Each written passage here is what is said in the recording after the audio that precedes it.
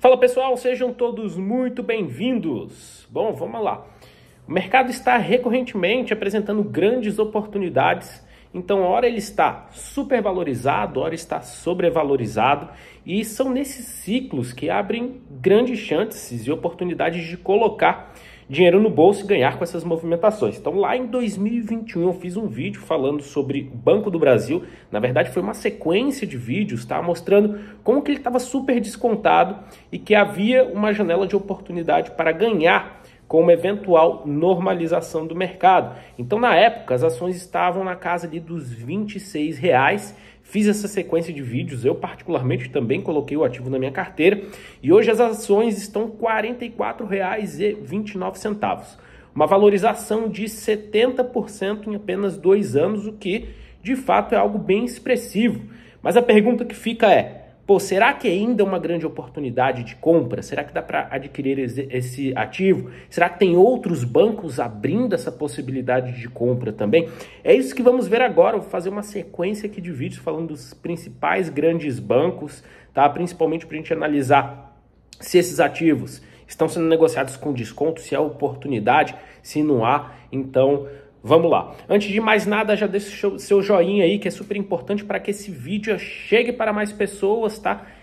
Se inscreva no canal se você ainda não está inscrito, que é também muito importante para a gente aqui. E vamos embora, deixa nos comentários também qual ativo que você gostaria que a gente analisasse, que a gente passasse aqui também. Agora, o que a gente tem que definir aqui primeiro, né, é a questão do setor. Será que o setor bancário brasileiro é bom?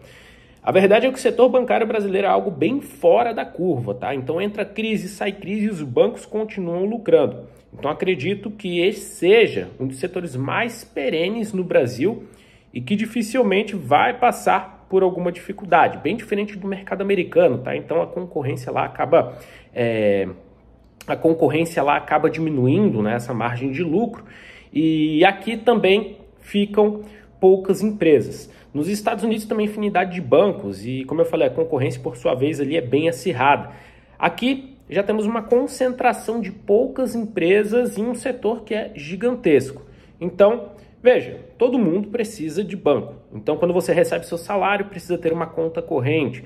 Para você ter um cartão de crédito, você precisa ter conta ali em algum banco. E as empresas também, para captar recursos, acabam recorrendo a esses bancos. Fora que os principais meios de pagamento, como Cielo, Redcar, GetNet, etc., todos pertencem a esses bancos.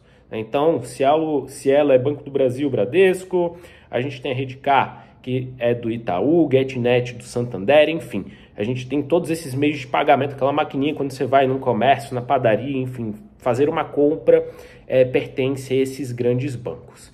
E por que tem uma concentração enorme de empresas em um setor desse tamanho? Isso daí, na verdade, é um fenômeno global, né? Mas aqui se acentuou após a década de 90 com a estabilização da moeda e a abertura do mercado. Então começou a entrar grandes bancos estrangeiros no país, o que acelerou um processo aí de fusões e aquisições e acabou concentrando o setor. Além disso, os bancos regionais têm maior dificuldade na captação de recursos. Então, tem questão de regulamentação, que é mais complicada, é mais complexa.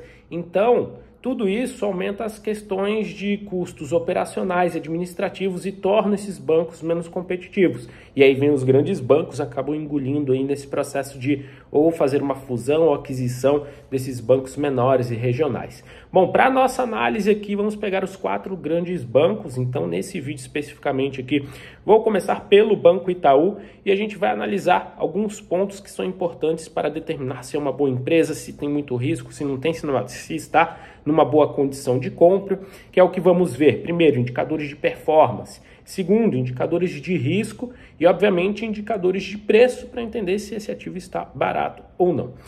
Bom, vamos lá. Itaú, será que vale a pena ou não vale? Então, a primeira coisa que eu quero olhar é como que está o lucro líquido da empresa. Primeiro, é presente, é consistente nos últimos 10 anos? Melhor ainda, esse lucro líquido está crescendo?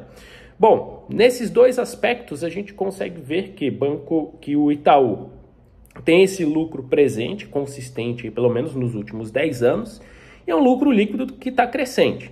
Então, melhor ainda.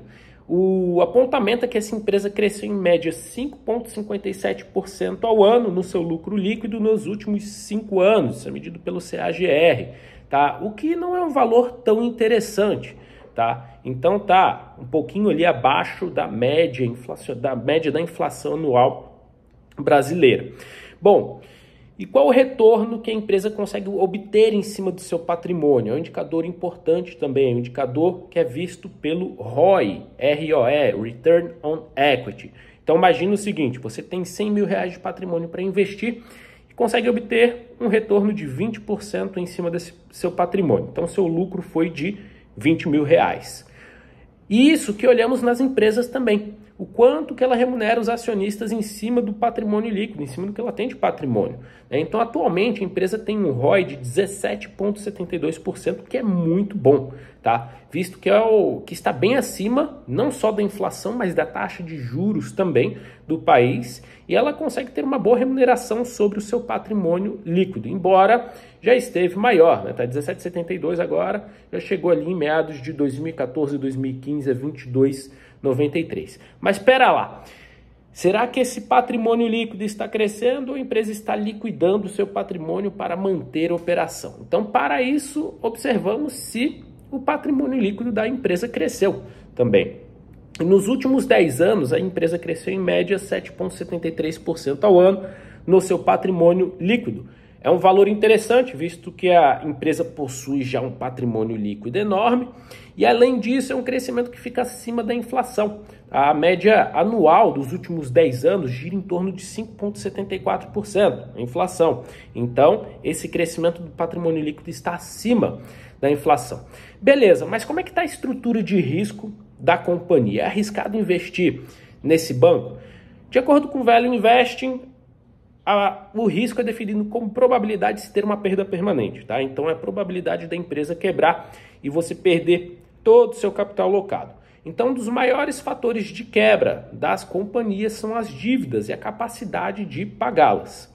Então, uma coisa que eu gosto de olhar para analisar isso é: primeiro, a empresa possui caixa, dinheiro ali disponível para pagar as dívidas de curto prazo, que esse é um ponto extremamente importante, tá? Pois se a empresa não tiver caixa e as dívidas vencerem, ela vai ter que se alavancar ainda mais, fazendo rolagem das dívidas ou até mesmo entrar em um processo de recuperação judicial. Então a gente pega aqui, abre o balanço patrimonial da empresa e o que a gente vê aqui é que a empresa possui 604 milhões de reais em ativos circulantes, que são ativos que possuem na verdade, dá mais aqui, é 604,464, isso daqui por milhões vai dar, deixa eu só colocar aqui mais 3 zerinhos para entender aqui que número é esse, são 604 bilhões, 464 milhões em ativos circulantes, que são os ativos que possuem uma liquidez imediata. Então, o que entra isso? Caixa, investimentos de curto prazo, contas a receber, que estão mais próximas, despesas antecipadas, então várias outras coisas, é o que tem de liquidez imediata. Agora a questão é, será que isso seria o suficiente para cobrir as dívidas da empresa? E principalmente dívidas de curto prazo, que são as mais arriscadas, vamos dizer assim. Então vamos ver o que a empresa tem de passivos circulantes. Bom, tem outro número aqui gigantesco, vou ter que colocar aqui mais 3 zerinhos aqui para entender esse número, mas a empresa possui 1.622.793.000.000 de passivos circulantes, que são os passivos de curto prazo. Sua maior parte é em dinheiro a pagar, tá? Acumulado ali em a pagar. Então, caso esses passivos sejam exercidos, a empresa não teria capacidade imediata de pagamento dessas dívidas. E a questão é, será que isso é preocupante? Depende. Se a empresa consegue gerar caixa com a sua operação, lucro, etc., acima do que ela tem desses passivos circulantes, não seria tão preocupante assim. E para isso a gente tem que olhar o EBITDA, que são os lucros antes dos juros, impostos, depreciações e amortizações, que é utilizado para analisar o fluxo de caixa que a empresa tem. Então, vemos isso olhando o EBITDA e o EBITDA de 2022 foi de pouco mais de 44 bilhões de reais. Então, seriam necessários 37 anos de geração de caixa para cumprir os seus passivos de curto prazo, que eu não estou nem falando os de longo prazo. Então, definitivamente, a gente vê que a empresa está bem alavancada. A gente tem outros bancos, que vamos comentar a seguir, que tem uma situação ali até muito mais tranquila. Agora, se não fosse um grande banco, seria algo preocupante? Particularmente, não investiria se não fosse um grande banco, tá? Visto que nenhum governo vai deixar um grande banco quebrar devido ao risco de levar o país inteiro junto. Obviamente, também a empresa tem diversas outras, né, que devem para ela e tudo mais. Então, tem uma capacidade também de negociação das dívidas que acabam sendo muito maiores. Mas ainda assim, se eu fosse comprar as ações da companhia, teria que estar num preço muito descontado para que fosse interessante de fato, tá? Bom, e como é que a gente faz para ver isso? Há diversas formas e eu particularmente gosto de analisar o valor patrimonial por ação e quantas vezes a ação está sendo negociada do seu valor patrimonial por ação. Bom, o valor patrimonial por ação vai dizer basicamente quanto cada acionista teria de patrimônio líquido ao possuir uma ação. Vamos lá, aqui um exemplo. Banco Itaú possui um valor patrimonial por ação de R$ 17,57. Então, o que acontece? Você comprou as ações ali e se a companhia encerrar a sua operação, liquidar todos os seus ativos, pagar todas as suas dívidas, ainda sobraria R$ 17,50 para cada acionista. De uma maneira resumida, é isso. E ela, neste momento, está sendo negociada na casa dos R$ 26. Ou seja, 48% a mais do que vale o seu patrimônio líquido. Tem outros bancos que têm uma estrutura muito melhor, tanto de lucro, de performance, de risco, que estão sendo negociadas abaixo do seu valor patrimonial por ação. A gente vai comentar no próximo vídeo, tá? Mas se a gente for olhar aqui, pô, beleza, qual o lucro que sobraria para cada acionista? Se a gente for ver o lucro que sobra para cada acionista, que teria ao comprar a ação, seria algo em torno de 11,92. Léo, como é que você vê isso? Você pega basicamente o lucro que a empresa teve, o lucro por ação, que está ali na casa dos 3,10, e divide pelo valor da ação, quanto que ela está custando. Ele vai falar, ó, está pagando ali de lucro 11,92 para cada acionista que comprar a ação nesse valor. Se o lucro está crescendo em média 5% ao ano, esse valor acaba não sendo tão atrativo, visto que seria melhor hoje colocar em uma renda fixa. Léo, mas se a renda fixa cair, beleza, daí a ação vai se tornar atrativa. Mesmo assim, se tem rendas fixas aí de longo prazo, tem outras ações que estão mais interessantes, que trazem um retorno muito mais expressivo, talvez 2 vezes mais ou até 3 vezes mais para o acionista, tá? Isso falando de ações, mas de renda fixa de longo prazo você também tem coisas que estão acima desses 11,92.